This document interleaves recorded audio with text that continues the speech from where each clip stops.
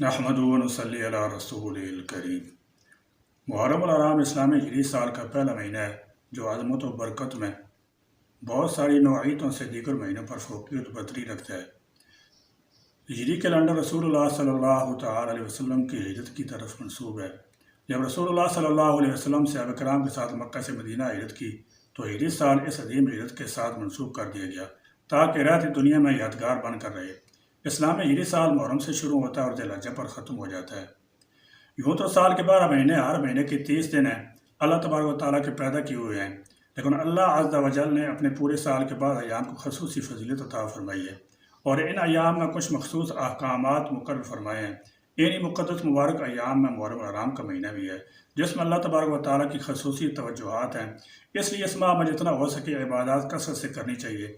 ایک اور چیز اس کا رواج عام طور پر زیادہ ہو چکا ہے کہ یہ مہینہ غم کا مہینہ سمجھا جانے لگا ہے۔ اس مہینے میں خوشی نہیں منانی چاہیے، شادی بیاہ نہیں کرنا چاہیے۔ کچھ لوگ تو اس ماہ کو منحوس سمجھتے ہیں، کیوں؟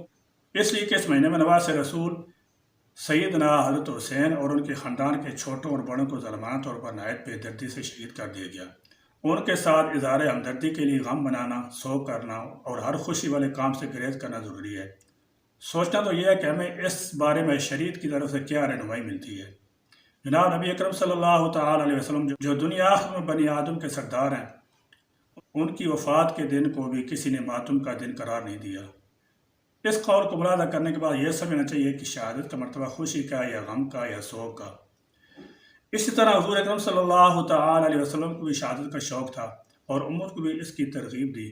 معلوم ہوا کہ شہادت ایسی چیز نہیں کہ اس پر رنج و غم کا اظہار کیے جائے یا ماتم اور تعزیہ کیے جائے۔ تاریخ اسلام میں بڑے بڑے انبیاء علیہ السلام اور صحابہ کرام اولیاء اعظام کی بھی شہادتیں ہوئیں۔